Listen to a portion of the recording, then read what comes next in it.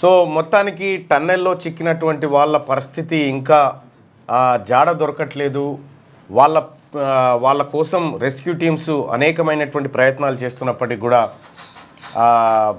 ఎలాంటి ప్రయోజనం కనిపించట్లేదు. బురదమయం నీళ్లు పేరుకపోవడంతో రెస్క్యూ ఆపరేషన్కి ఆటంకం కలుగుతున్నట్టుగా తెలుస్తూ ఉంది. ఎస్ఎల్బిసి టన్నెల్లో చిక్కుకుపోయినటువంటి 8 మంది అసలు సురక్షితంగా ఉన్నారా లేరా, అసలు ఉంటే ఎక్కడున్నారు, అసలు ఆ టన్నెల్ కూలిపోయిన ప్రాంతంలో కూలిపోయిన పైకప్పు ఏమైనా వాళ్ళపైన పడిందా, లేకపోతే టన్నెల్కి అవతల వైపున ఏమైనా ఉన్నారా, ఇంకా ఏందనేది తెలియనటువంటి అంశం. మొత్తానికైతే రాష్ట్ర ప్రభుత్వం అక్కడ ముఖ్యంగా మంత్రి జూపల్లి కృష్ణారావు గారు, ఉత్తమ్ కుమార్ రెడ్డి గారు అక్కడే ఉండి పర్యవేక్షణ చేస్తున్నప్పటికీ అధికారులతోని ఎప్పటికప్పుడు సూచనలు సలహాలు తీసుకుని ముందుకు పోతున్నప్పటికి కూడా ఎలాంటి ప్రయోజనం కనిపించట్లేదు. టన్నెల్లో చిక్కుపోయినటువంటి వాళ్ళు సురక్షితంగా బయటికి రావాలని మరోసారి కోరుకుందాం.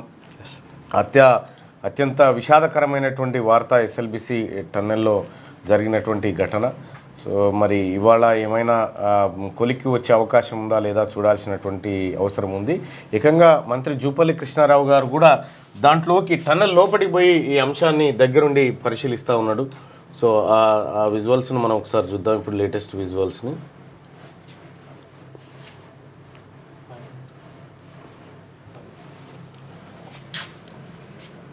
ఇది ఈ టన్నెల్కి సంబంధించినటువంటిది ఏరియల్ వ్యూ. టన్నెల్ అందులోంచి వస్తుంది అట్లా.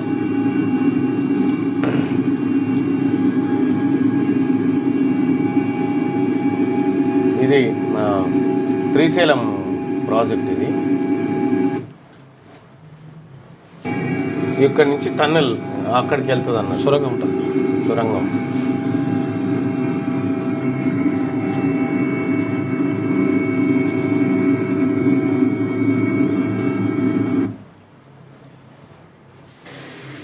టన్నెల్ లోపల పరిస్థితిని మనం చూడొచ్చు. ఇక్కడ వాటర్ ఎక్కడికక్కడ ఊరుతా ఉన్నాయి. అగో పిలిస్తే పలుకుతారేమని ప్లాన్ చేస్తున్నారు కానీ పలుకుతలేదు.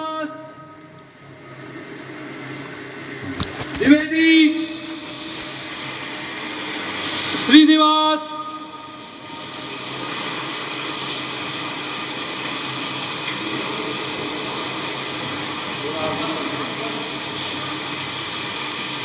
रिंग तो रिंग तो दिख रहे हैं सर आगे तक, ये रिंग दिख रहे हैं आगे तक. ఈ ప్రాంతంలోనే ఉండాలి వాళ్ళు. बेड लास्ट आ गया सामने, बेड में जो होगा आगे ये रिंग ठीक है, लेकिन देखिए रिंग ठीक है आगे तक. ఇక్కడ వరకు రింగ్ కరెక్టే ఉంది, అక్కడ వరకు ఏం ఇబ్బంది. आगे वीडियो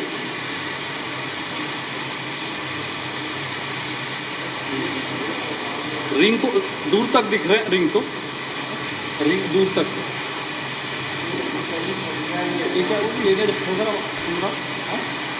तेरह 500 ना, पंप स्टेशन 5 है ना ये. 13,500 और आवाज़ें आ रही है.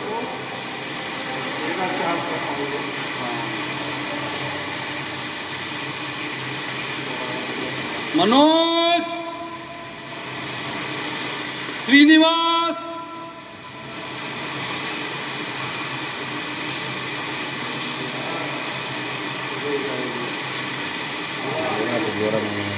नहीं सर, बेल्ट डैमेज है इसके बाद में, बेल्ट डैमेज है ना इसके बाद.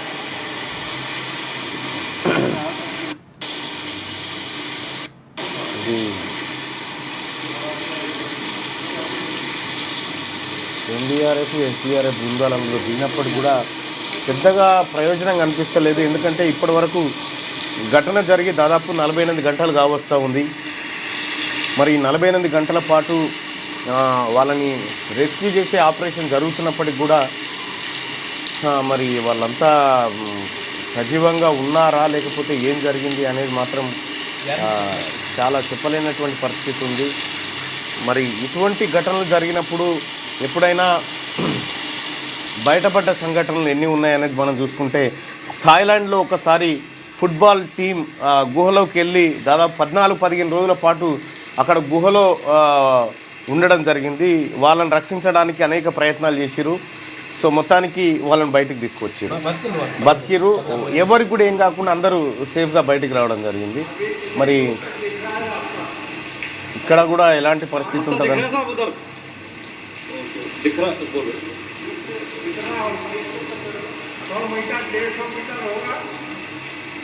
ఇట్లా కూలిపోయింది ఇదంతా. ఊట వస్తుందట, ఊట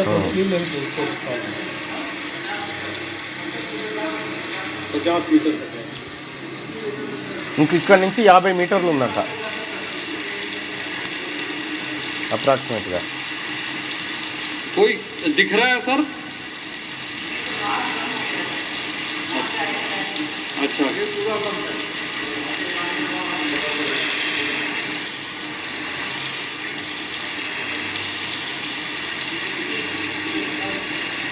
వాటర్ వస్తూనే ఉన్నాయి కంటిన్యూస్గా చుట్టుపక్కల నుంచి. ప్లస్ బురద ఇదంతా దీని కారణంగా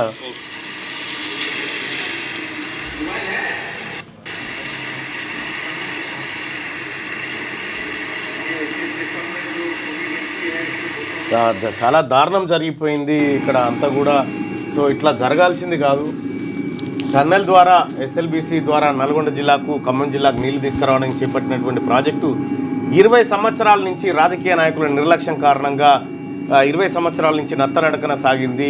తీరా ఆ పనులు పూర్తి చేయడం కోసం తెలంగాణ రాష్ట్ర ప్రభుత్వం, కాంగ్రెస్ పార్టీ ప్రభుత్వం సంకల్పించిన దరిమిలా పనులు ప్రారంభించిన 4వ రోజుకి ఈ అపశృతి చోటు చేసుకోవడం అత్యంత బాధాకరమైనటువంటి విషయం. ఈ అంశం పైన ప్రధాని నరేంద్ర మోడీ ఆరా తీయడం జరిగింది. సో ఇప్పటికే మంత్రి జూపల్లి కృష్ణారావు గారు అలాగే ఉత్తమ్ కుమార్ రెడ్డి గారు అక్కడ ఉండి పర్యవేక్షిస్తూ ఉన్నారు. మరి ముఖ్యమంత్రి గారు కూడా వెళ్ళేటువంటి అవకాశం అయితే ఉంది. ఏం జరుగుతుందో చూడాలి. సో ఇది అక్కడ జరిగినటువంటి అంశం, ఎస్ఎల్బీసీ దుర్ఘటన. మరి లేటెస్ట్ అప్డేట్స్ ఏముంటాయి అనేది మళ్ళీ మీకు అందిస్తాం. సో తాజాగా లోపల ఏం జరుగుతూ ఉంది అనేది ఎప్పటికప్పుడు మీకు తెలియజేసేటువంటి ప్రయత్నం చేస్తాం. మరో విషయం ఏంటంటే, ఇక పట్టభద్రుల ఎమ్మెల్సీ ఎన్నికల్లో ప్రచారం కోసం ముఖ్యమంత్రి రేవంత్ రెడ్డి ఇవాళ నిజామాబాద్, మంచిర్యాల, కరీంనగర్లో ప్రచారం చేయబోతూ ఉన్నాడు.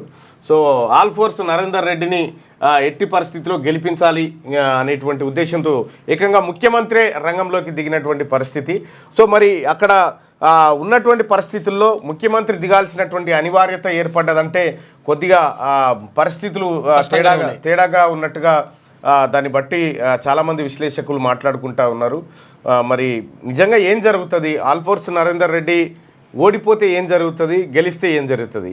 గెలిస్తే సిట్టింగ్ స్థానం, ఓడిపోతే మటుకి రాష్ట్ర ప్రభుత్వానికి కొంత ఇంకా కొంచెం వ్యతిరేకత కనిపించేటువంటి అవకాశం కనిపిస్తుంది. లోకల్ బాడీ ఎన్నికల ముంగట సీట్ను అధికార పార్టీ కోల్పోవడం అనేది అంత ఆషామాషి వ్యవహారం కాదు. ఇక్కడ భారతీయ జనతా పార్టీ అభ్యర్థి పోటీ చేస్తూ ఉన్నాడు. ఇంకోవైపు ప్రసన్న హరికృష్ణ నిజామాబాద్, ఆదిలాబాద్, కరీంనగర్, మెదక్ జిల్లాల్లో కంప్లీట్గా బీసీ వాతావరణం కమ్మేసింది. ఎక్కడ ఒక 10 మందిని కదిలిచ్చినా కూడా 8 మంది బీసీ టాపిక్ మాట్లాడుతూ ఉన్నారు. మరి ఈ నేపథ్యంలో రెడ్డి అభ్యర్థికి టికెట్ ఇచ్చినటువంటి కాంగ్రెస్ పార్టీ అతని గెలుపు కోసం కూడా అదే స్థాయిలో కృషి చేస్తూ ఉంది. ముఖ్యంగా ముఖ్యమంత్రి రేవంత్ రెడ్డి గారు అలాగే కొంతమంది ప్రయత్నం చేస్తున్నప్పటికీ కూడా మరి అది ఎంతవరకు ఫలితాన్ని ఇస్తుంది అనేది చూడాల్సినటువంటి అంశం ఉంది. అటు అంజిరెడ్డి, ఆ తర్వాత ఈయన ప్రసన్న హరికృష్ణ వీళ్ళిద్దరి మధ్య గట్టి పోటీ నెలకొందనేటువంటి చర్చ కొనసాగుతుంది. నిన్న మనం పోల్లో చూస్తే కూడా చాలామంది మెజారిటీ ప్రజల అభిప్రాయం కూడా గదే కనిపించింది. మరి ముఖ్యమంత్రి గారి పర్యటన తర్వాత ఏమైనా మార్పు వస్తుందా, కాంగ్రెస్ పార్టీ అభ్యర్థికి ఏమైనా కొంత ఊపు వచ్చే అవకాశం ఉందా చూడాల్సినటువంటి అవసరం ఉంది. ఇది కాకపోతే ఏంటంటే ముఖ్యమంత్రి స్థాయి అభ్యర్థి పోయి ప్రచారం చేయడం కొంతవరకు అది ఇంపాక్ట్ ఉంటుంది. సేమ్ టైం ఎందుకంటే ఇవి మేధావుల ఓట్లు కాబట్టి, పట్టభద్రుల ఓట్లు కాబట్టి, సో పర్యటనలు పెద్దగా ఎఫెక్ట్ చూపించవు. వాళ్ళు ఆల్రెడీ డిసైడ్ అయిపోయి ఒక అంశానికి స్టిక్ ఆన్ అయిపోయి ఉంటారు. కాకపోతే దాని చుట్టూ నడిచేటువంటి అవకాశం ఉంది. సో ఏదేమైనప్పటికీ కూడా తెలంగాణలో 3 ఎమ్మెల్సీ స్థానాలు ఏవైతే ఇప్పుడు ఎన్నికలు జరుగుతూ ఉన్నాయో, పట్టభద్రులు, 2 టీచర్, ఈ మూడిట్లలో బీసీ అభ్యర్థుల హవా కనిపిస్తున్నట్టుగా ఇంటెలిజెన్స్ లెక్కలు కానీ, ఆ తర్వాత టీచర్లు కానీ, మేధావి వర్గం కానీ చెప్తున్నటువంటి మాట. ఇక ఓట్ల తర్వాత ఏం జరుగుతుందనేది చూడాలి. ఇవాళ మధ్యాహ్నం కరీంనగర్లో బీసీ ఇంటలెక్చువల్స్ అందరి మీటింగ్ ఉంది. ఆ కార్యక్రమానికి నేను కూడా హాజరు కాబోతా ఉన్నా. మరి కాసేపట్లో నేను కరీంనగర్ బయలుదేరుతాను.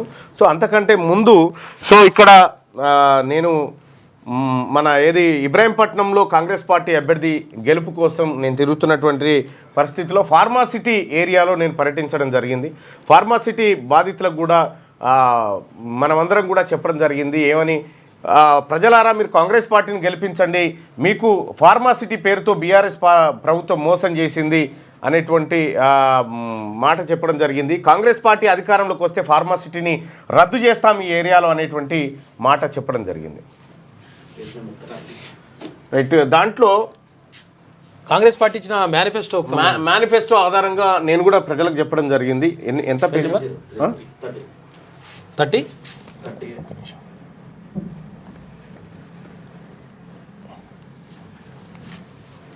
30వ పేజీ ఇదేనా?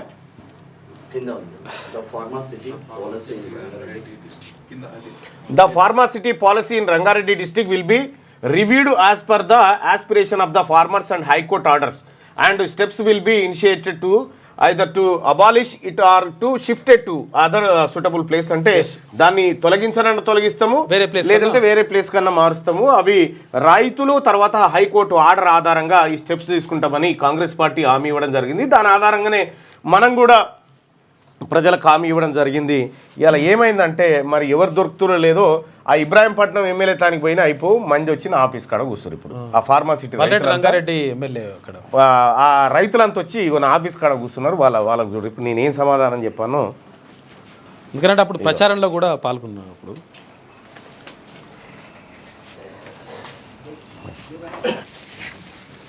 వీళ్ళు ఫార్మాసిటీకి సంబంధించినటువంటి వాళ్ళు ఆ రోజు ఎన్నికల ప్రచారంలో నేను కూడా క్లియర్గా చెప్పడం జరిగింది. కరెంటు పోయిందా? ఒరే సార్ కరెంటు పోయింది. సరే ఏం కాదు కానీ ఇంతమందికి ఎందుకు వచ్చారు? ఒకరిద్దరు వస్తే సరిపోయేది కదా. ఏం కనిపిస్తుంది? ఒక్క నిమిషం మైక్ ఇవ్వు. ఇంకో మైక్ ఏమైంది వాయిస్? ఎందుకు వచ్చారు మీరు? గత 6 సంవత్సరాల నుంచి మేము ఫార్మాసిటీ వద్దని పోరాటం చేస్తున్నాం అన్న.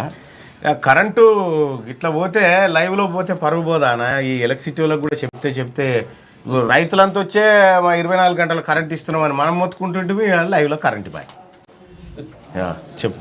6 సంవత్సరాలు పోవడం రైతులందరూ పోవడేస్తే మా పోరాటానికి మద్దతుగా అప్పుడు కాంగ్రెస్ పార్టీ ఫస్ట్ నుంచి ఉన్నది. మా ప్రభుత్వం వస్తే గుంట భూములు తీసుకోము, 2 పంటలు పండే భూములే మీవి, మేము వస్తే మీకు అండగా ఉంటామని చెప్పేసి మాకు ప్రతి ఒక్కదానికి అండగా ఉన్నారు.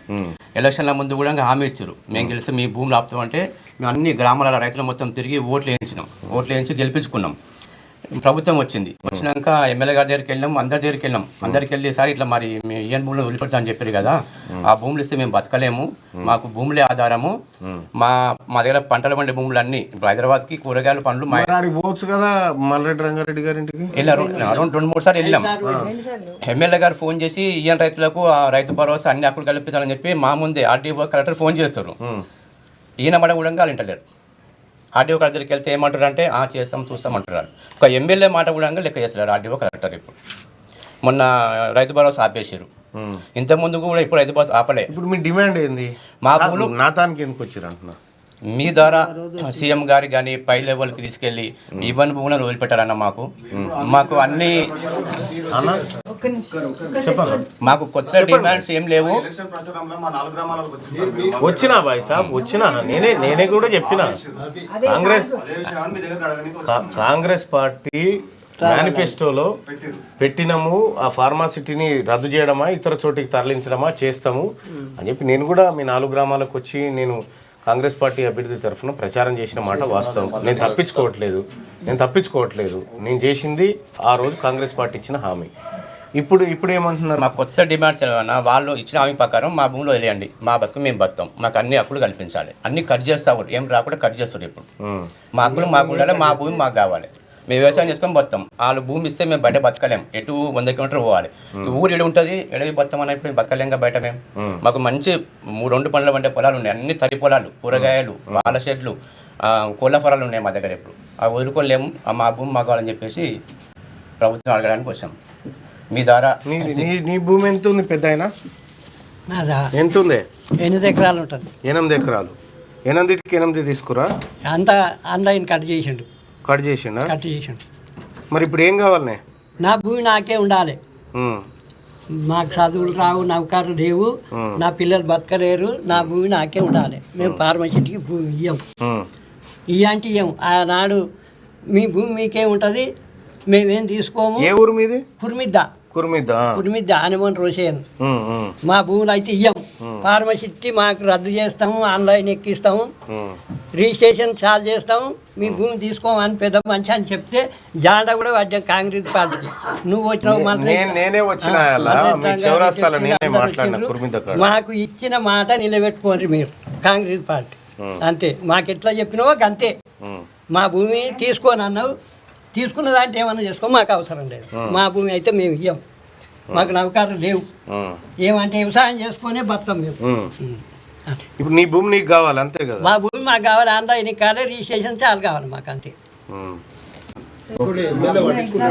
విషయం ఏంటంటే హైకోర్టులో గత ప్రభుత్వం సమయంలోనే అవార్డులు రద్దు చేస్తూ, అట్లాగే మన ఈ డిక్లరేషన్లు అన్నీ రద్దు చేస్తూ భూసేకరణకి వ్యతిరేకంగా రైతుల పక్షాన్ని కోర్టు తీర్పులు ఉన్నాయి. ఆ విషయంలో ఇప్పటి వరకు కూడా ఆన్లైన్ ఎక్కించమని కూడా కోర్టు తీర్పు ఉంది. అది అమలు పరచమని చెప్తున్నాం మేము. అది అమలు పరిపిస్తామని చెప్పారు. అది ఎన్ని రోజులైంది సార్? ఇప్పుడు 14 నెలలు 15 నెలలు అయింది సార్. రాగానే అన్ని చేస్తామని చెప్పారు, కానీ ఇప్పటి వరకు చేసలేరు. విషయం ఏంటంటే ఏదైతే కోర్టు చెప్పిందో బలవంతపు చర్యలు చేయవద్దు, అంటే రైతులను ఇబ్బంది పెట్టొద్దు, భూమి నుంచి వేరు చేయొద్దు, వాళ్ళకి వ్యవసాయానికి ఎటువంటి ఆటంకం చేయొద్దు అని చెప్పి కోర్టు ఆర్డర్ ఇచ్చింది.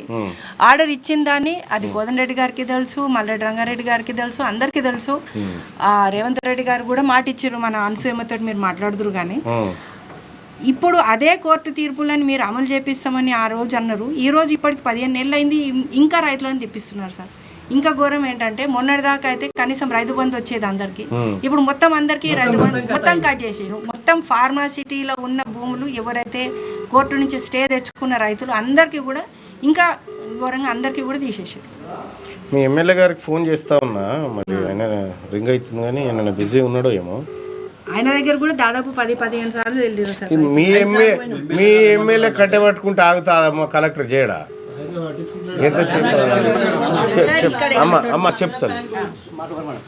ఇగో మేము రేవంత్ రెడ్డి దానికి గెలవక ముందు పోయినా నేను ఇంద్ర పార్కులకు పోయినాడు. ఈ ప్లస్ చేసి అక్క నీ భూమి పోనీనని 2 చేతులు పట్టుకుంటూ నాకు అడిగే సంతోషం అనిపించింది.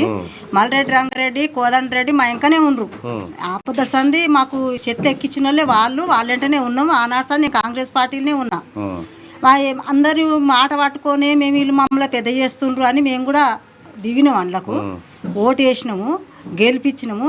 ఇప్పుడు పోతే కోదండరెడ్డి మమ్మల్ని లెక్క పెడతలేడు, మీరు రైతుల భూమి తీసుకుంటామంటాడు. మల్రెడ్డి రంగారెడ్డి మీ రైతుల భూమి తీసుకుంటా అంటాడు. మల్రెడ్డి రంగారెడ్డి బయటికి వెళ్తాడు, పోరి చెప్పిన పోరి అంటాడు. మరి కలెక్టర్ ఆఫీస్కి పోయినాం, కలెక్టర్ ఆఫీస్కి పోతే కలెక్టర్ ఇవాళ వస్తా అన్నాడు, రేపు వస్తా అన్నాడు. కలెక్టర్ కూడా కలుస్తలేడు, మాకు కలెక్టర్ కూడా కలుస్తలేడు. మరి మా పోలీసు వాళ్ళు ఓనియకపోని కలెక్టర్ అయితే బయటకు వచ్చావో మమ్మల్ని 2 3 తీసుకొని పోయినప్పుడు మరి చెప్పాలి కదా, మాకు కలెక్టర్ చెప్పాడు. మరి మా బతుకులేంది, మేము ఒక్కొక్క రూపాయి ఒక్కతా అనేసి కన్నా కష్టాల వాడు సంపాదించుకున్నాం సార్. భూమి 12 ఎకరాల భూమి ఉంది నాకు కూడా.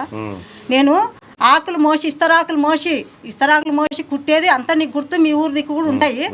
ఆ కుట్టి కూడా 5 రూపాయలకు ఒక ఇస్తరాకుల కట్ట చర్చికి అమ్ముకొని బతికినా నేను. ఇవాళ నేను భూమి విడిచిపెట్టారు, మీరు వెళ్ళిపోయినట్టు మేము భూమి విడిచిపెట్టి ఎక్కడ పోతాం? మేము మాత్రం ఒక గుంట భూమి ఇడవము, మా భూములు మాకే ఉండాలి. మాది ఆచార మండలం కుర్మిద్ద, నాది. నా పేరు పంగాను సుజ. కుర్మిద్ద. నేను వచ్చినప్పుడు ఉన్నారా మీరు? నువ్వు నన్ను అడిగినావు, నీ పేరు ఏం పేరు అక్క అని అడిగినావు. ఎర్రవేలు కాడ ఆయన చేసిండు అంటే నేను పోయిన 20,000 కన్నా నువ్వు పోయినావు అక్క, ఈ మాట కరెక్టే అన్నావు ఇండ్లు. అయితే ఆయన నువ్వు నాతోటి కూడా మాట్లాడినావు. ఆయన మాట్లాడినావు, మా భూములు మాకు ఉంచితేనే 10,000 నమస్కారం చాలు. మా భూములు మాకే కావాలి, కానీ వేరే భూములు పోము మేము.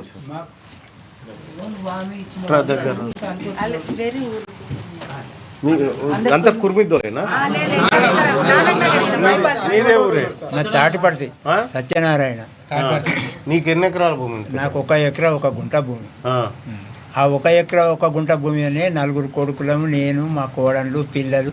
నాకు 10 నలుగురు కొడుకులకు కలిసి 8 మంది మనవలు మనవరాళ్ళు. అందులోనే బతుకుతాం మేము. ఏదిరే గంటెట్లా బతుకుతామని నువ్వు క్వశ్చన్ చేయి, చెప్తా నేను. అబద్ధంగా కాదు. అందులోనే 4 ఆవులు చదువుకుంటా. అందులోనే ఒక 2 రూమ్లో పెట్టి ఒక కోళ్ళ ఫారం వేసుకొని నాటుకోళ్ళని చదువుకుంటా. అందులో ఇన్ని పూల చెట్లు పెట్టుకుంటా. ఆ 1 ఎకరం మీదనే నా కొడుకులు బయట ఇది అదో కష్టం చేసి అది మేము బతుకుతాం. అలాంటి భూమి మాది నాన్నకు మైపారెడ్డి నా పేరు. నాకు 8 ఎకరాల పొలం, 8 ఎకరాలు సార్ నాకు. అయితే ఈ ప్రభుత్వం వచ్చినాక మాకు భూమి ఇచ్చిపెడదని చెప్పింది. మేము పాదయాత్ర చేసినాం. పాదయాత్ర చేసినందుకు ఈ ప్రభుత్వం ముందుకు వచ్చింది, గెలిచింది. మాకు మాత్రం కేసులు వేసిన భూమి, బ్రహ్మన్ భూమి మొత్తం మాకు ఇచ్చి పెడితే ఇప్పటికైనా ఈ ప్రభుత్వానికి కొద్దిగా ధన్యవాదాలు చెప్తున్నాం సార్. ఇంకెవరైనా మాట్లాడతారా?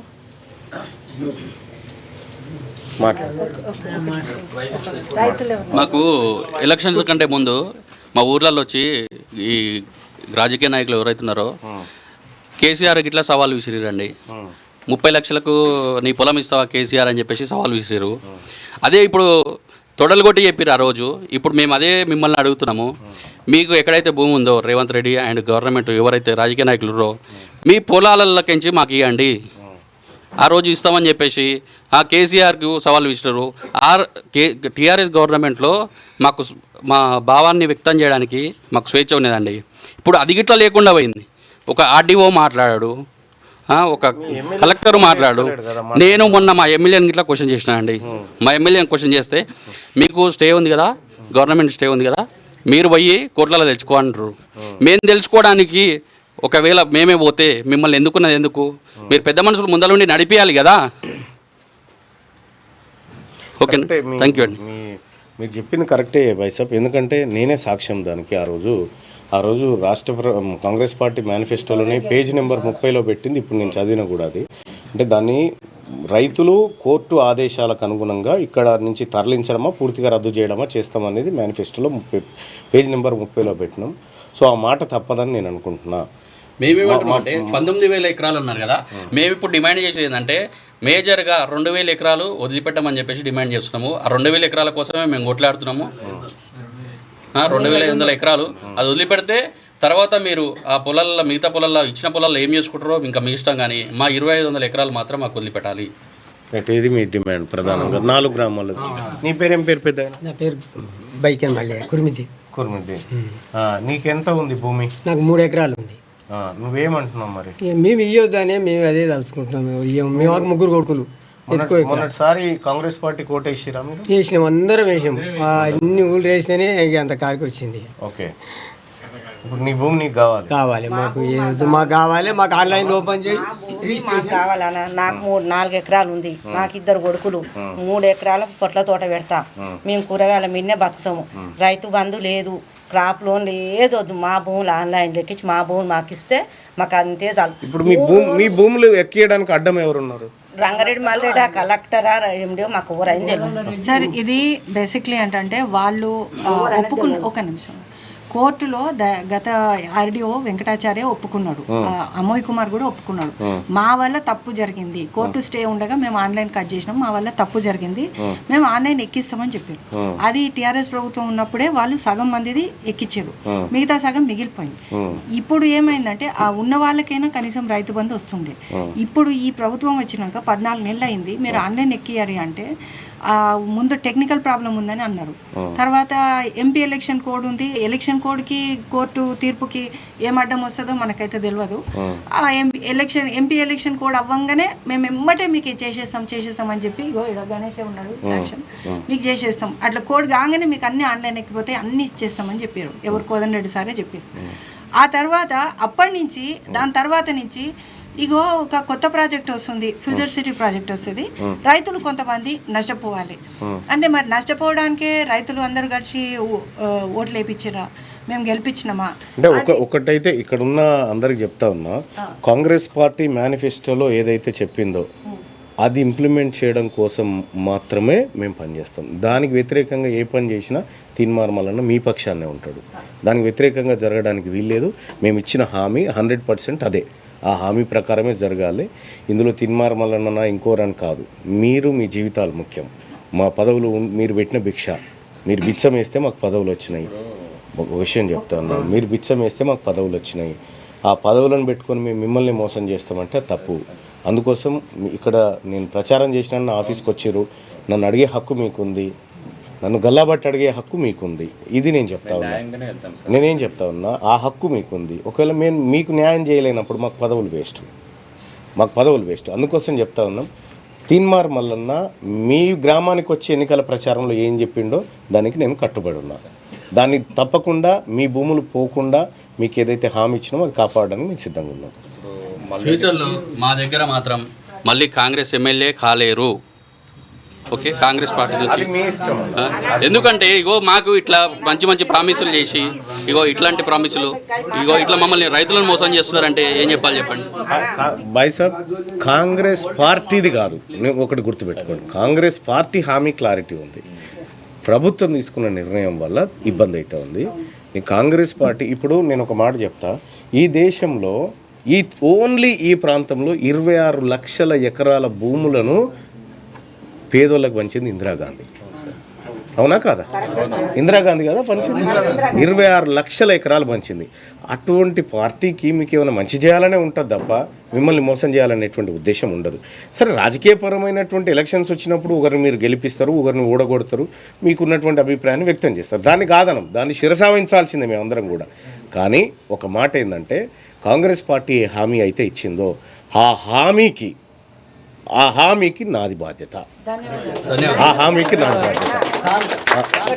మీ మీద నమ్మకం ఉంటే మీ దగ్గరకు వచ్చినాం సార్. మీకు కరెక్ట్ మీరు చేస్తారు, సీఎం దృష్టికి తీసుకెళ్ళి కరెక్ట్ ఈ రైతులకు న్యాయం చేస్తారు. 225 ఎకరాలు ఖచ్చితంగా మీరు నెరవేరుస్తారని మా నమ్మకం పెట్టుకొని ఖచ్చితంగా కూరగాయలు వేసుకుపోయేది ఉంటే ఇసుపెట్టి కూడా మీ దగ్గరకు మేము వచ్చినాం సార్. ఖచ్చితంగా మీ దగ్గర న్యాయం జరుగుతుందని మాకు అవగాహన ఉంది సార్. మల్రెడ్డి రంగారెడ్డి గారు ఇప్పటికి చాలాసార్లు మా దగ్గర విజిట్ చేసారు. ఎప్పుడు పదవిలో లేనప్పుడు మేము ఎక్కడ స్ట్రైక్ చేసి అక్కడ వచ్చిండు, ఎక్కడ మేము అక్కడికి వచ్చిండు. అదేవిధంగా పాదయాత్ర చేసే కూడా మేము 2 days రైతులము దాదాపు ఒక 60 కిలోమీటర్లు నడుచుకుంటూ వచ్చినప్పుడు అతను ముందు వచ్చి నిల్చున్నాడు, మాట్లాడిండు. వితిన్ 1 weekలో ఒకవేళ ఆన్లైన్లో ఎక్కియకుంటే మళ్ళీ వచ్చి ఇన్నే ధర్నా చేస్తా అన్నాడు. 1.5 year బ్యాక్ సార్, 2 years అయింది ఆల్మోస్ట్. ఇంతమంది కష్టపడి ఆయన ఇంటికి పోతున్న ప్రతి దగ్గర పోతున్నా సార్. 1 గంట స్పేర్ చేయలేడు సార్ మా కోసం. 1 గంట స్పేర్ చేసి ఆర్డీఓ ఆఫీస్కో కలెక్టర్ ఆఫీస్కి వచ్చి, బాబు వాళ్ళ కోటాడు చాలా క్లియర్గా ఉంది, ఆన్లైన్లో ఎక్కియమని చెప్పి ఇవన్నీ కలిపామని చెప్పేసి ఎందుకు ఇట్లా 1 hour స్పేర్ చేయలేదు సార్ మా కోసం. ఎమ్మెల్యే కాగానే అయిపోయిందా సార్? ఇప్పుడు మల్రెడ్డి రంగారెడ్డి గారిదే కాదు, నాది కూడా బాధ్యతనే. నేను చెప్తాను, నాది కూడా బాధ్యతనే. మీరు విలువండి అన్న, ఎక్కడికి నేను రావాలని వస్తాను, నేను వచ్చి సమాధానం. ఆయన ఏడే మీటింగ్ అయితే అడుకోయినాం సార్. వాళ్ళు ఏసీ కార్లో పోవచ్చు, మేము బైకులు మాకు ఉన్న వసతులు బస్సులో ఎలాగైనా సరే నడుచుకుంటా సార్. మాల్ దగ్గరికి నడుచుకుంటూ పోయినా సార్ మేము మీటింగ్కి. మాకు బైకులు ఉన్నాయి కానీ ట్రాఫిక్ ఫుల్ అయితే నడుచుకుంటూ పోయినాము. రావిరాల మీటింగ్ అయితే పోయినాం సార్, ఇక్కడ తుగ్గుడలు అయితే పోయినా సార్. ప్రతి దగ్గరికి మేము పోయినా సార్. ఎందుకు జస్ట్ ఫస్ట్ వచ్చేసి కాంగ్రెస్ అభిమానం సార్. మేము చిన్నప్పటి నుంచి కాంగ్రెస్ ఉన్న వాళ్ళని చెప్తున్నాం. తర్వాత సెకండ్ వచ్చేసి సెల్ఫిష్ అనుకోండి, ఏమనుకోండి సార్, సెల్ఫిష్ అనుకోండి సార్. ఆ ఫ్యూచర్ సిటీ పడుతుందా డెవలప్మెంట్ మాకు ఐఎమ్ సెల్ఫిష్ చెప్తున్నా సార్. నేను కూడా ఎడ్యుకేటెడ్ పర్సన్ సార్. సెల్ఫిష్గా ఆలోచిస్తాను సార్. మా ఊరు మాకు సార్. ఎందుకంటే మేము ఉన్నంత సార్, నేను సరే జాబ్ చేసుకుంటా సార్, మా అమ్మ నాన్న వ్యవసాయం చేస్తారు సార్. నేను బతా సార్ హైదరాబాద్ ఎట్లా ఉన్నా. వీళ్ళు చాలా మంది పాపం చదువుకోని వాళ్ళు ఉన్నారు, జాబులు చేయని వాళ్ళు ఉన్నారు సార్. వాళ్ళు ఎట్లా బతకాలి సార్? నేను బతా సార్, భూమి పోయినా బతా. కానీ నేను నాకు జాబ్ ఉన్నా సార్, నేను జాబ్ ఉంది అయినా నేను వచ్చిన సార్. ప్రతి దగ్గరికి పోతే ప్రతి దగ్గర ఫైట్ చేయడానికి ట్రై చేస్తాను నేను. మీ పేరు? నా పేరు ముత్యాల అనంతరెడ్డి సార్. మా ముత్యాలన్న, నేను అనంతరెడ్డి అన్న. నేను ఒకటి చెప్తా ఉన్నా, నేను కూడా బాధ్యున్నే. మీరు ఎక్కడికి పిలుస్తారో పిలవండి, మీరు ఎక్కడ కూర్చుంటారో కూర్చోండి. నేను ఇప్పుడు 3 సార్లు చేసిన, ఇగో 3 సార్లు కాల్ చేసిన బాయ్ సార్, 3 సార్లు చేసిన. ఉన్నాడా? హలో రంగన్న, గుడ్ మార్నింగ్ అన్న. Good morning. ఏంది మంజనంతా నా ఆఫీస్ కాడికి తోలినావు? ఏమన్నా? ఇగో ఈ కురుముద్ద ఈ 4 గ్రామాల మంది నా ఆఫీస్ నిండా నిండిపోయారు. ఓ కురుముద్ద అది ఏం లేదు అన్న. ఇప్పుడు నేను వాళ్ళను ఫార్మాసిటీ వద్దన్నదే మనము. అవును. ఫార్మాసిటీ రాకుండా చేసిందే మనము. ఆల్రెడీ ఎవరైతే అక్విజేషన్ ఉన్నారో ముందే చెప్పిన, నేను ఎన్నికల కంటే ముందు చెప్పినన్నా, అక్విజేషన్ అయిన వాళ్ళను నేను రిటర్న్ ఇవ్వలేను. కానీ ఇప్పుడు కొత్తగా మనము అక్విజేషన్ చేయనిచ్చేది లేదు. ఒకసారి అక్విజేషన్ అయితే అది చట్టంలో ఉంది. ఇప్పుడు వీళ్ళు ఏమామి అడుగుతారు అంటే మా 2500 ఎకరాల భూమి. నోటీసులు వచ్చినాయి సార్. ఇప్పుడు ఒక్క నిమిషం అన్న, ఇగో ఈయన ఒకసారి మాట్లాడతాడు ఇక్కడ. మాట్లాడు అన్న. రంగన్న, ఈ 2500 ఎకరాల భూమి ఏదైతే ఉందో ఇది మాకే ఉండాలి, దీన్ని ఆన్లైన్లోంచి తీసేసి మాకు నోటీసులు పంపిస్తూ ఉన్నారు, మాకు ఇబ్బంది జరుగుతూ ఉంది. కలెక్టరు, ఆ తర్వాత ఆర్డీఓ గారు, తర్వాత మీరు, మీ ముగ్గురు కలిసి అసలు దీన్ని పట్టించుకోవట్లేదు అనేది వీళ్ళ ఆరోపణ అన్న. నేనేమంటున్నా, వాళ్ళు నా దగ్గరికి ఇదివరకు కూడా వచ్చిండ్రు. నేనేం చెప్పిన క్లియర్ గా, నేను అక్విజేషన్ అయిన భూమిని వాపసు ఇప్పియలేను. అక్విజేషన్ కాని ఏంటంటే చట్టంలోనే ఉందన్న, అక్విజేషన్ ఒకసారి అయినాక అక్విజేషన్ చెయ్యనియొద్దు. చెయ్యనియని దాకా మన బాధ్యత. చేసిన తర్వాత అక్విజేషన్ చేసినాక వాపస్ తీసుకుంటే అది వాళ్ళు మనం చెప్పినా కానీ తీసుకొని చట్టం చేసింది కదా అన్నది. ఒకసారి వీళ్ళతో మాట్లాడు, ఒకసారి చెప్పండి సార్. ఇది మనము ఆల్రెడీ అక్విజిషన్కి వ్యతిరేకంగా కోర్టు నుంచి ఆర్డర్లు తెచ్చుకున్న భూముల గురించి మాట్లాడుతున్నాం సార్. స్టే ఉన్న భూముల గురించి మాట్లాడుతున్నాం. నేనే మాట్లాడుతున్నాను సార్. అమ్మా, అక్విజిషన్ అయిన భూమి కాకుండా కొత్తగా చేయొద్దు అనేది ముందు నుంచి మీరు మాయంబడే ఉన్నారు. కొత్తగా భూముల గురించి మాట్లాడతలేం సార్. పాత భూములే ఇప్పటి వరకు కూడా కన్సెంట్ ఇయ్యని భూములు ఉన్నాయి కదా సార్, వాటి గురించే కదా ఇప్పటిదాకా పంచాయతీ అవుతుంది. ఇది అక్విజిషన్ ఎట్లా అయ్యింది సార్? కాలేదు సార్, భూసేకరణనే పూర్తి కాలేదు, దాని మీద స్టే ఉంది. కొన్నిట్లలో అవార్డులు రద్దయినాయి. మేడిపల్లిలో మొత్తం భూములవి అవార్డులే రద్దయిపోయినాయి, డిక్లరేషన్ రద్దయింది. చేసిన భూసేకరణ అనేది తప్పు అని కోర్టు తీర్పు కూడా ఇచ్చింది కదా సార్. దాన్ని మనం కోర్టు తీర్పు అట్లా ఇస్తే తప్పకుండా నేను మీకు మద్దతు చేస్తా. మొన్న కూడా మీ క్యాంప్ ఆఫీస్కి వచ్చినప్పుడు, మీ ఇంటికాడికి వచ్చినప్పుడు కూడా ఇదే ముచ్చట మాట్లాడారు. రంగన్న, ఎక్కడున్నారు రంగన్న మీరు? నేను ఇంటికాడ ఉన్నానా? ఇప్పుడు ఇగో ఈ మంజనంత జర నీ దగ్గర తోలుతా, వీళ్ళని కూర్చోబెట్టి మాట్లాడి మనం ఏదైతే హామీ ఇచ్చినామో నీ ఎన్నికల ప్రచారానికే కదా నేను వచ్చిన. మనం ఏమి ఇచ్చినామంటానా అంటే నీకు కూడా ఐడియా ఉండాలి చూడన్నా. అక్విజేషన్ అయిన భూమిని తప్ప కాపాడే బాధ్యత మనది అని నువ్వు చెప్పినావు, నేను చెప్పినా. నేను ఆ రోజు నీతో కూడా చెప్పిపించిన, ఎక్కడ ఆ ఏరియాలో పోయినప్పుడు. అంటే నేను అది అన్నట్టు నాకు గుర్తులేదన్నా, ఎందుకంటే ఫార్మాసిటీ రద్దు చేస్తామనేటువంటి మాట చెప్పినాము. రద్దు అయింది, ఫార్మాసిటీ రద్దు అయింది. ఇక అది మళ్ళా అక్విజేషన్ ఫార్మాసిటీ పేరు మీద చేసారు కాబట్టి ఇది గ్రీన్ ఫార్మా పెడతాం కొంత అని ఇప్పుడు ఈ న్యూ సిటీ అనేది పెట్టింది కదన్న, ఫార్మా రద్దు అయినాక దాని మీద ఏదో చెప్పినట్టున్నారు అధికారులు. న్యూ ఫార్మా ఉంది, ఇక్కడ ఒక సిటీ వస్తుంది అని. అన్న ఒక్కటేనా 2500 ఎకరాలలో ఉన్న ప్రాబ్లం అనేది. అదే మరి దాన్ని ఎట్లా సార్ట్ అవుట్ చేస్తారనేది మీరు వీళ్ళకి చెప్పాలి కదన్నా. చెప్పినామన్నా మేము. అయితే ఇవాళ ఏమన్నా రేటు, ఈ మార్కెట్ రేట్ ఇప్పియమంటే నేను ఎవరు పడతా అని చెప్పినా. నీకు మార్కెట్ రేట్ అనే ఓట్లేసామా సార్? మేము ఆ రోజు ఊర్లోకి వచ్చిన రోజు అన్నారుగా సార్, మీరు మీ భూములు మీకు అన్నారుగా సార్. మీరు 8 ఏళ్ళ నుంచి ఎన్ని బాధలు పడుతున్నాం సార్. ఆ రోజు మీరే ఏమన్నారు సార్? నా పేరు రైతు వినోద్ రెడ్డి సార్. నేను చెప్తున్నా సార్, ఒకసారి సార్, 8 ఏళ్ళ నుంచి పోరాడితే సార్ మీరు కోదన్ రెడ్డి సార్ ఏమన్నారు సార్? ఇక్కడి భూములు విలువైన భూములు, మంచి 3 పంటలు వండే భూములు సార్, కాపాడుతా అని చెప్పి మీ భూములు మీకే అన్నారు సార్. మేము రాగానే వచ్చి నెంబడి ఆన్లైన్ లెక్కిస్తాను సార్, ఇప్పటి వరకు లేవు సార్. రంగన్న మనము ఆ రోజు ఆ 4 గ్రామాలు నేను కూడా ఉన్నా, మీరు గెలవాలని నేను కూడా తిరిగినా, ఈ ప్రజలందరూ మెప్పించే కార్యక్రమం చేసినాం. దాంట్లో భాగంగా మనం ఏదైతే ఈ ప్రజలకు హామీ ఇచ్చినామో అది చేయాలన్న. అమలు చేస్తాం. అది అక్విజేషన్ కానిది మొత్తం ఇప్పుడు చాలా ఉన్నాయి, ఏది కాకుండా చూసే బాధ్యత మనదే. నేను వీళ్ళని అందరిని ఒకసారి పంపిస్తున్నా మీ దగ్గరికి, మీరు ఒకసారి మాట్లాడి వాళ్ళ ప్రాబ్లం ఏందో వినండి అన్న. ఓకేనా? రైట్ అన్న.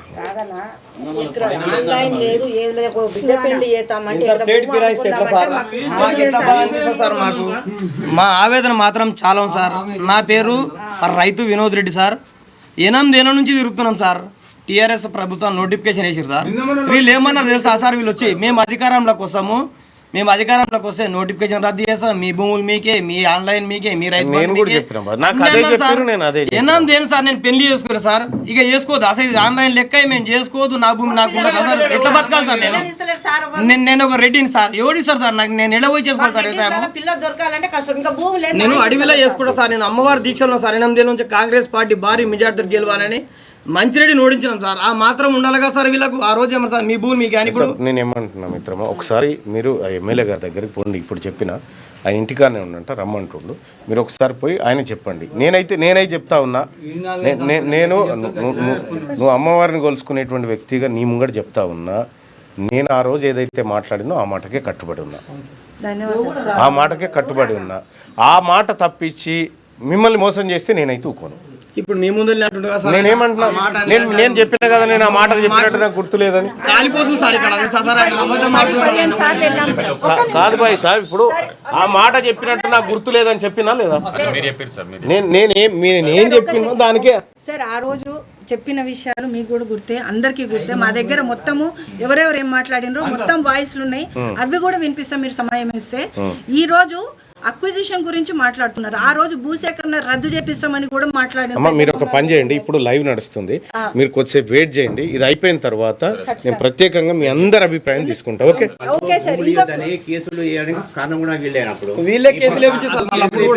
సరే సరే. ఇగో నేనైతే ఒకటి చెప్తున్నా, నేను ఎన్నికల ప్రచారంలో పాల్గొని మీకు హామీ ఇచ్చిన ఆ హామీ తప్ప ఇంకా వేరే జరగడానికి వీల్లేదు. కాంగ్రెస్ పార్టీ హామీ అది, కాంగ్రెస్ పార్టీ హామీ అది, అది మా పార్టీ ఇచ్చినటువంటి హామీ. దాన్ని ప్రొటెక్ట్ చేస్తా, ఖచ్చితంగా దాన్ని కాపాడుకుంటా.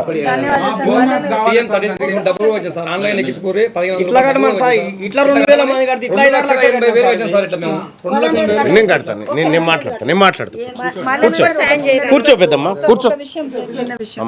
మీరు మళ్ళీ రంగారెడ్డి గారి దగ్గరికి వెళ్ళమన్నారు, ఇప్పటికీ కనీసం 10-15 సార్లు. అమ్మా ఇప్పుడు నేనేమంటున్నా, నా దగ్గరకు వచ్చినారు, నా దగ్గరకు వస్తే మీకు ఏమైనా ఆటంకమైంది?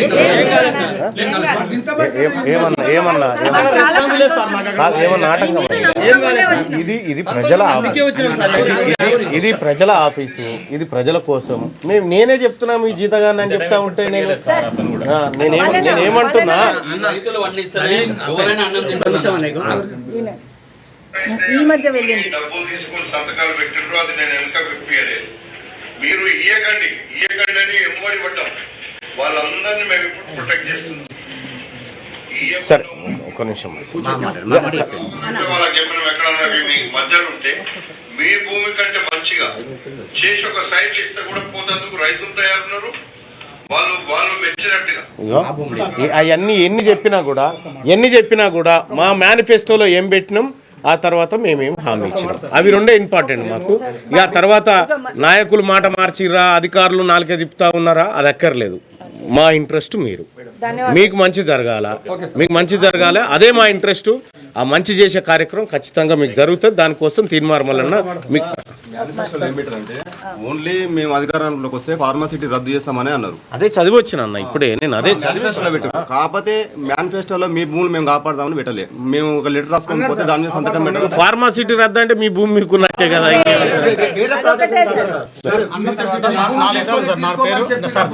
యాచార మండల్ నారంగనగర్ విలేజ్ మలేష్ సార్, నేను డీలర్ చేస్తారు. నాకు ఉన్నది 4 ఎకరాలు, 5 ఎకరాలు ఉంది సార్. మా తమ్మినికి 1 ఎకరా, మా నాయన పేరున ఒక 4 ఎకరాలు ఉంది సార్. మా పెద్ద నాయనలకు 1 ఉన్నది. ఈ 4 ఎకరాలు సార్ అట్లా నిలబడతారా అమ్మా, ఇది మన ఆఫీసు. అట్లా 4 ఎకరాలల్లా నేను పెద్దగా సార్ దగ్గర పోయినా, క్యాంప్ ఆఫీస్ పోయినా. సార్ ఎట్లా కాపాడతారు సార్ అంటే, మేము ఈయనోళ్ళకి మాత్రం కాపాడుతాం బాబా అని సార్. అంటే ఆయన మాట ఏంటి సార్, నేను ఒక 20 లక్షలు పెట్టి సెట్ వేసుకున్నాను సార్. ఇప్పుడు నాకు అదే జీవాధారం సార్, అది దాని మేము బతున్నాం సార్. మా పిల్లలకు జాబ్ లేదు, ఆ 4 ఎకరాలతోనే జీవనం చేసుకుంటాం సార్. మాది అదే సెట్ వేసుకున్నాం, దాంట్లో ఒక 20 లక్షలు పెట్టి సార్ నాకు. సరే పెద్ద ఆయన, నీ పేరు మల్లేష్ అన్న, నేను ఒకటి చెప్తా ఉన్నా, నేనే క్లియర్గా చెప్తా ఉన్నా, మా పార్టీ ఇచ్చిన హామీని ఎవరైనా తప్పితే, మా పార్టీ ఇచ్చినటువంటి హామీని ఎవరైనా తప్పితే నేను మీ పక్షాన్ని నిలబడతా. ఓకేనా? ఇప్పుడు ఫార్మసిటీ క్యాన్సిల్ చేసినాం అని చెప్తున్నారు. ఫార్మసిటీ క్యాన్సిల్ చేసి ఫ్యూచర్ సిటీ కట్టామంటున్నారు. కానీ ఏ సిటీ కడితే మాకెందుకండి? మా భూములు కావాలని మేము కొట్లాడుతున్నాము. మీరు అరే ఇంకోటి మేము ఫ్యూచర్ సిటీ ఇక్కడ తీసుకొస్తాం, 4 సిటీ తీసుకొస్తాం అంటే మేము కొట్లాడేదే మా భూముల కోసం. సిటీ ఒకటి కావాలంటున్నారు నాయన. ఉన్న సిటీని డెవలప్ చేయమంటే మీకు చేతన అయితే లేదు. ఒక ఫ్లైఓవర్ కట్టారు, ఏం చేయరు. మా భూములు మాకు కావాలి, మాకు ఎట్లాంటి వద్దు, మా భూములు మాకు కావాలి. Right by sir. మీరు కూర్చోండి. పెద్దమ్మ అందులో కూర్చోపోరు ఇట్లా నిలబడకండి. అట్లా కూర్చోండి. బాను లోపల కూర్చోబెట్టు. మహిళల్ని కూర్చోబెట్టు. మగవాళ్ళు నిలబడి ఏం కాదులే. మహిళల్ని కూర్చోబెట్టు. అందులో కూర్చోపో. చేస్తా పెద్దమ్మ. అందులో కూర్చోపోరు. మీరు కూర్చోపోరు. కూర్చో. నాకు మన్మరాలు పెళ్ళి ఉంది. ఇప్పుడు 6 తారీఖు నాడు లగ్గం ఉంది. ఫోన్లో పంపిస్తారు మావాడు పత్రిక కూడా. 1 ఎకరా భూమి ఇస్తానని ఒప్పుకున్నా నేను. పిల్లగాడు అంటూ నా పేరు రిజిస్ట్రేషన్ చేస్తేనే పెళ్లి చేసుకుంటే లేకుంటే లేదు అంటుండు ఆ పిల్లగాడు. చౌటుప్పల దగ్గర వెళ్ళినాడు. మాది కూడా మా అమ్మగారు అదే ఊరు, పిల్లగాంది అదే ఊరు. నా వద్దా నేను కదా ఒకటే బాధ నాకు. చేద్దాం పెద్దమ్మ. కూర్చోపోరు. అందరితో మాట్లాడిపిస్తా. కూర్చోరు. మీరు కొన్ని మంచినీళ్ళు అందరికి.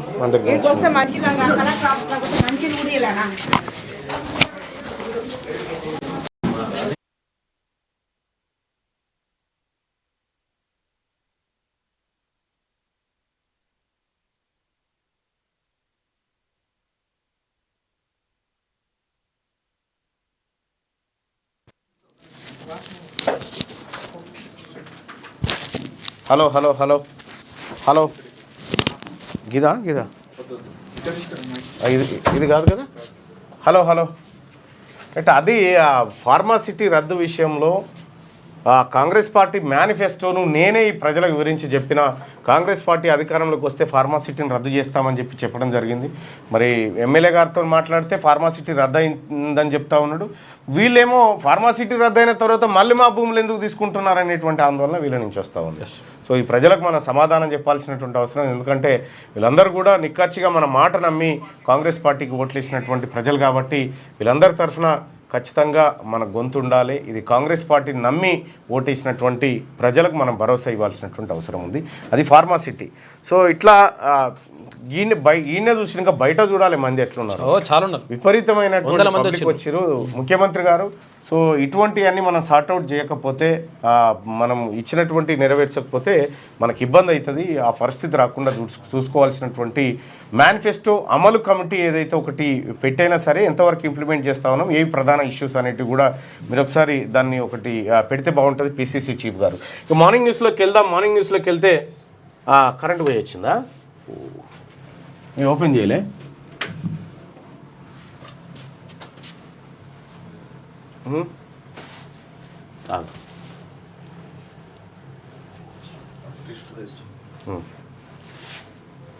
రైట్.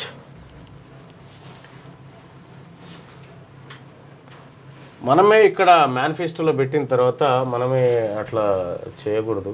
వాస్తవానికి గట్టిగా వెలుగుదిన పత్రికనా ఇది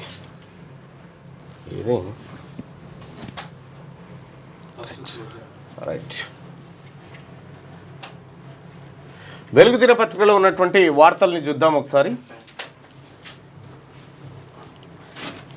స్వర్ణకాంతుల్లో యాదగిరిగుట్ట దివ్య విమాన బంగారు గోపురాన్ని ఆవిష్కరించిన సీఎం రేవంత్. ఘనంగా మహాకుంభాభిషేకం సంప్రోక్షణ పూజల్లో పాల్గొన్న సీఎం దంపతులు. వేదాశీర్వచనం అందజేసిన ఆలయ అర్చకులు. నారసింహుడి నామస్మరణతో పులకించిన గుట్ట. దేశంలో ఎత్తైన 5 అంతస్తుల మొదటి స్వర్ణతాపడం గోపురం ఇదే అంటూ దేశంలోనే ఎత్తైన 5 అంతస్తుల స్వర్ణ తాపడం, ఇది బంగారు తాపడంతో చేసినటువంటి గోపురం ఇది. ఆ గోపురానికి సంబంధించినటువంటి విజువల్స్ను లేవన్నా ఈ రీస్టోర్ గుడ్ చూద్దాం. ఇక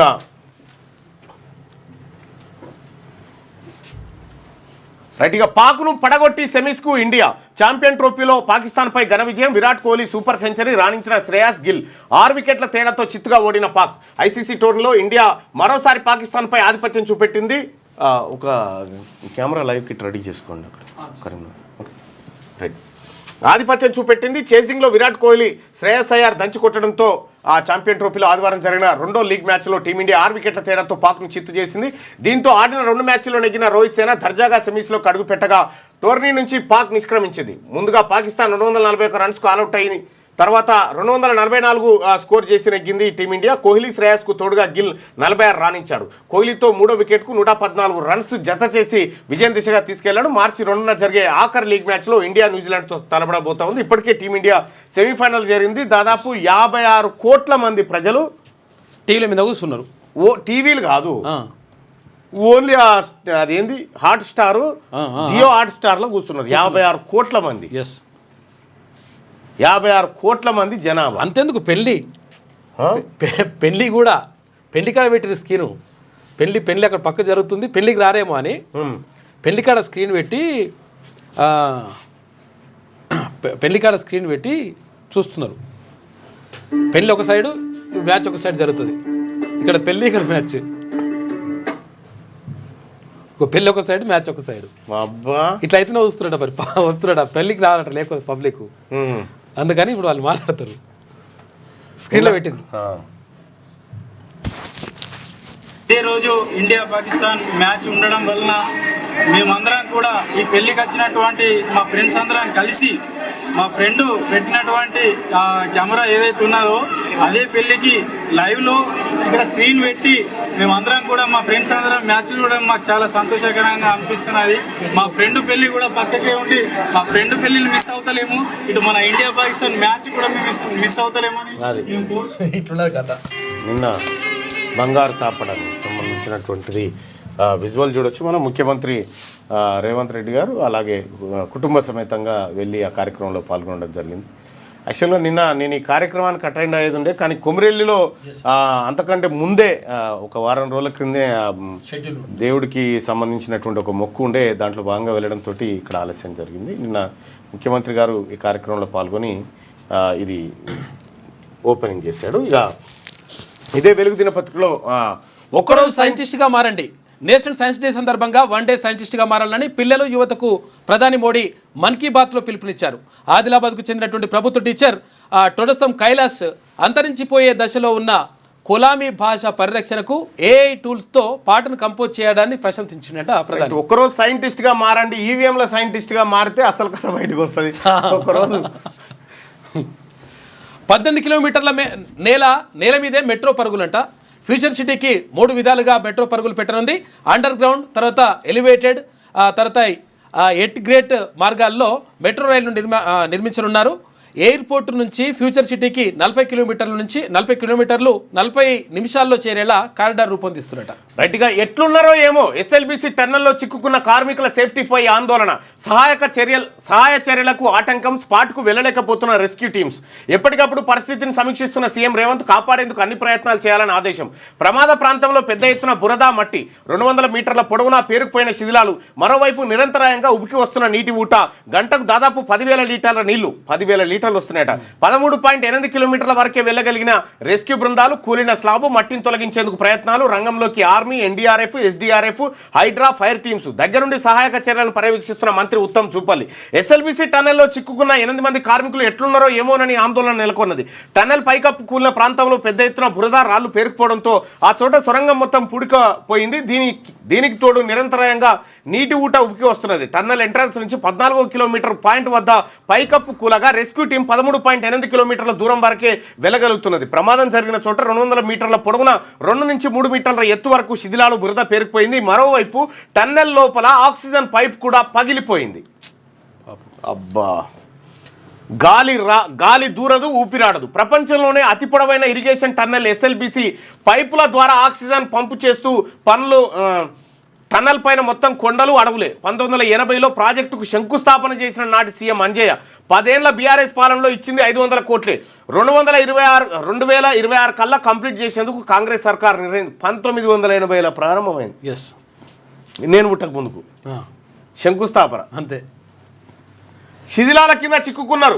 ప్రమాదం జరిగినప్పుడు 2 ఇంజనీర్లు, 2 ఆపరేటర్లు, 4 కార్మికులు టన్నల్ బోర్ డ్రిల్లింగ్ మిషన్ దగ్గర ఉన్నట్టు ప్రత్యక్ష సాక్షులు చెప్పారు. పైకప్పు ఊడిపడి నీళ్లు లోపలికి వస్తుండడంతో వాళ్ళంతా టీబీఎం మిషన్లో తలదాచుకొని ఉండొచ్చని ఇప్పటిదాకా ఆఫీసర్లు అనుకున్నారు. కానీ రెస్క్యూ టీం టన్నెల్ లోపలికి వెళ్ళి చూడగా ఆ మిషన్ మొత్తం శిథిలమైపోయింది. ప్రమాదం దాటికి దాదాపు 90 మీటర్ల నుంచి 100 మీటర్ల వరకు వెనక్కి వచ్చింది. దీనికి తోడు లోపల చిక్కున్న కార్మికుల నుంచి ఎలాంటి రెస్పాన్స్ రావట్లేదు. శనివారం అర్ధరాత్రి 2 గంటలకు టన్నెల్లోకి వెళ్ళిన ఫైర్ డిజాస్టర్ టీం ప్రమాదం జరిగిన ప్రాంతానికి కొద్ది దూరంలో ఆగిపోయింది. అక్కడి నుంచి కార్మికులను పేర్లు పెట్టి గట్టిగా పిలిచింది. మనోజ్, త్రివేది, శ్రీనివాస్, హమారా వాయిస్ ఆప్ సున్ రహే క్యా అంటూ అరిచింది. కానీ లోపల నుంచి ఎలాంటి స్పందన రాలేదు. దీంతో కార్మికులందరూ శిథిలాల కింద చిక్కుకొని ఉంటారని ఆందోళన వ్యక్తమవుతా ఉన్నది. సో ఆ మాట చెప్పడం ఇబ్బంది అవుతుంది, కానీ బహుశా అదే జరిగి ఉంటుంది. జరిగితే వాళ్ళ కూడా అట్లే అంటుండు, కష్టమవుతుంది. రైట్గా రాజలింగమూర్తి హత్య కేసులో గండ్రా అనుచరుడు ఎఫ్ఐఆర్లో ఏ8గా బీఆర్ఎస్ నేత కొత్త హరిబాబు. వివరాలు వెల్లడించిన భూపాలపల్లి జిల్లా ఎస్పీ కిరణ్ కారే. రాజలింగమూర్తిని చంపితే బెయిల్ ఇప్పిస్తానన్న హరిబాబు, ఖర్చులు కూడా తానే భరిస్తానని హామీ. 7 నిందితుల అరెస్టు, హరిబాబు సహా పరారులో 3 ఉన్నారట. రాజలింగమూర్తి హత్య కేసులో కొత్త మలుపు తిరిగింది. ఈ హత్యలో బీఆర్ఎస్ లీడర్ భూపాలపల్లి మున్సిపల్ మాజీ వైస్ చైర్మన్ కొత్త హరిబాబు పాత్ర ఉన్నట్టు పోలీసులు తేల్చారు. భూపాలపల్లిలో ఈ నెల 19న హత్యకు గురైన నాగవెల్లి రాజలింగమూర్తి కేసు వివరాలను ఆదివారం జిల్లా ఎస్పీ కిరణ్ కారే మీడియాకు వెల్లడించారు. బీఆర్ఎస్ నేత భూపాలపల్లి మాజీ ఎమ్మెల్యే గండ్ర వెంకటరమణారెడ్డి ప్రధాన అనుచరుడైన హరిబాబు పేరును ఎఫ్ఐఆర్లో ఏ8గా నమోదు చేసినట్టు చెప్పారు. రాజలింగమూర్తిని చంపితే బెయిల్ నేనే తీసుకొస్తా, మీ ఖర్చులన్నీ నేనే చూసుకుంటా అని హంతకులకు హరిబాబు భరోసా ఇచ్చినట్టుగా పేర్కొన్నారు. ప్రస్తుతం అతను పరారులో ఉన్నారని, అతను విచారిస్తే మరిన్ని విషయాలు బయటకు వస్తాయని చెప్తా ఉన్నారు. అయితే ఏదేమైనప్పటికీ కూడా ఇప్పుడు గండ్ర సత్యనారాయణకు ఆ తర్వాత వెంకటరమణారెడ్డి ఇద్దరికి సమఉజ్జిగా ఇంకో బీసీ లీడర్ తయారైంది ఆయన. ఓకే, వీళ్ళు ఇక్కడ ఈ దుకాణం ఖతం చేస్తే ఖతం అవుతుందని చేసిరట్టు, అదొక చర్చ. మరి ఈయన హస్తం ఎంతవరకు ఉన్నదో చూడాలి, కానీ ఇది ఒకటి నడుస్తుంది. రాష్ట్రం అదాని ఏడాదిలో కట్టిన ట్యాక్స్ అంట 58,104 కోట్లు. వివిధ వ్యాపారాల్లో ఉన్న అదాని గ్రూప్ 2023-24 ఆర్థిక సంవత్సరంలో ప్రభుత్వానికి 58,104 కోట్ల రూపాయల ట్యాక్స్ కట్టింది. అయితే అంతకుముందు ఏడాది చెల్లించినటువంటి 46,610 కోట్ల రూపాయల ట్యాక్స్తో పోలిస్తే ఇది 11,494 కోట్లు ఎక్కువనంటారు. రాష్ట్రం దివాలా తీసే రోజులు వస్తాయి. అప్పులతోనే ప్రభుత్వాన్ని నడిపిస్తున్నారు కిషన్ రెడ్డి. గత సర్కార్ 8 లక్షల కోట్ల అప్పులు చేసింది. ఈ సర్కార్ అదే పద్ధతిలో పోతున్నది. అభివృద్ధిపై రేవంత్ సవాల్కు నేను రెడీ. హైదరాబాద్లో బిల్డర్లను కాంగ్రెస్ లీడర్లు బెదిరిస్తున్నారని ఆయన ఆరోపణ చేస్తూ ఉన్నారు. నిన్న బీజేపీ పార్టీ బీసీ రిజర్వేషన్లకు ఓకే అని చెప్పి ఏదో చెప్పినట్టుగా వార్త వచ్చింది. అది నిన్న వచ్చింది వార్త. అసలు యాక్చువల్గా విషయం ఏంటంటే ఈయనకి ఎప్పుడు అవకాశం ఉంటుంది అంటే ఇక్కడ అసెంబ్లీలో తీర్మానం చేసి ఎట్లకైనా పంపిస్తారు కదా, 42% రిజర్వేషన్ చేసి. పార్లమెంట్లోకి వెళ్ళిన తర్వాత ఆయన ఏం మాట్లాడుతారో దాని మీద ఉంటుంది లెక్క. అప్పుడు అప్పుడు ఈశాన్య రాష్ట్రాల పర్యటనలు ఉంటాయి. ఏ రాష్ట్రాల పర్యటన ఉన్నాయి అప్పటి కథ వేరే. రాష్ట్ర ప్రయోజనాలు ఇంపార్టెంట్ కదా. శారీ రన్ హైదరాబాద్లో నక్లెస్ రోడ్లో ఆదివారం నిర్వహించిన శారీ రన్ ఆకట్టుకున్నది. దేశంలోని వివిధ ప్రాంతాల నుంచి 3,120 మంది మహిళలు ఉత్సాహంగా పాల్గొన్నారు. రంగురంగుల చీరలు, కట్టుబడితో రన్లో పాల్గొని యూనిటీ స్పిరిట్ చాటారు. పలువురు అతివలు హై ఎండ్ బైకులపై సందడి చేసిరట. నిన్న చీరలు కట్టుకుని కొత్త ఆవిష్కరణలకు వేదిక బయో ఏషియా. రేపు ఎల్లుండి HICCలో సదస్సు. హాజరు కానున్న 50 దేశాలకు చెందిన 3,000 మంది ప్రతినిధులు. ఈసారి ప్రత్యేకంగా ఇన్నోవేషన్ జోన్ ఏర్పాటు చేయబోతా ఉన్నారట. రాష్ట్ర ప్రభుత్వం ఏటా ప్రతిష్టాత్మకంగా నిర్వహిస్తున్న బయో ఏషియా సదస్సు మంగళవారం నుంచి ప్రారంభం కాబోతా ఉంది. లైఫ్ సైన్సెస్, హెల్త్ కేర్ సెక్టార్లపై 2 రోజుల పాటు హైదరాబాద్లోని HICC వేదికగా catalyst of change expanding global health care frontiers పేరిట 22వ ఎడిషన్ సదస్సు నిర్వహించబోతా ఉన్నారు. 50 దేశాలకు చెందిన 3,000 మంది ప్రతినిధులు హాజరు కాబోతా ఉన్నారట ఆ కార్యక్రమానికి. ఇక అమెరికా నుంచి 4వ బ్యాచ్, మరో 12 మంది ఇండియన్లు వెనక్కి. అబ్బా, అమెరికాలో అక్రమంగా నివాసం ఉంటున్న ఇండియన్ల తరలింపు ప్రక్రియ కొనసాగుతున్నది. ఇప్పటికే 3 బ్యాచ్లు అక్రమ వలసదారులను అమెరికా, భారత్ పంపించింది. ఆదివారం 4వ బ్యాచ్ ఇండియాకు చేరుకుంది. ఇందులో మొత్తం 12 మంది ఇండియన్లు ఢిల్లీ ఎయిర్పోర్ట్లో దిగారు. వీరు వయా పనామా మీదుగా ఇండియాకు చేరుకున్నారని అధికారులు వెల్లడించారు. 12 మందిలో 4 పంజాబ్లోని అమృత్సర్కు వెళ్లారని తెలిపారు. ఫిబ్రవరి 5న ఫస్ట్ బ్యాచ్లో భాగంగా 104 మంది ఇండియన్స్ వలసదారులను అమృత్సర్కు తరలించిన సంగతి తెలిసిందే. మరోవైపు అక్రమ వలసదారుల చేతులు కాళ్లకు అమెరికా సంఖ్యలు వేసి తరలిస్తున్నారన్న ఆరోపణలపై కేంద్ర ప్రభుత్వం స్పందించింది. నరేంద్ర మోడీ గారు ఇంతతో పంతతో గిదాపలేకపోతున్నారు. మరి గంట మోడీ గారితో మాట్లాడి విశ్వగురు అని చెప్పుకుంటున్నటువంటి నరేంద్ర మోడీ గారు ఇది ఆపలేకపోతా ఉన్నాడు. సరే, అది ఆపలేకపోయాడు కానీ ఇదే పరిస్థితి. అదాని కేసులు మాత్రం ఆపగలిగాడు. అదొకటి. ఇండియాకు డబ్బులు ఇవ్వాల్సిన అవసరం లేదు. ఇప్పటికే భారీగా ట్యాక్సులతో అమెరికా నుంచి లాభపడ్డది ట్రంప్. మళ్ళీ ఆ దేశంలో ఎలక్షన్స్ కోసం ఎందుకు నిధులు ఇవ్వాలని కామెంట్ చేసినట. మంచిగా వాడు సోపర్ చేస్తే అంతుండు అంతే. ఇగో ఇది వెలుగు దినపత్రికలో ఉన్నటువంటి వార్తలు. ఇక ఒకసారి ఆంధ్రజ్యోతిలో ఉన్నటువంటి వార్తలు, మిగతా వార్తల్ని మన శ్యామ్ కూడా అందిస్తారు. నేను కరీంనగర్ జిల్లా పర్యటన పోవాల్సింది. Right, thank you.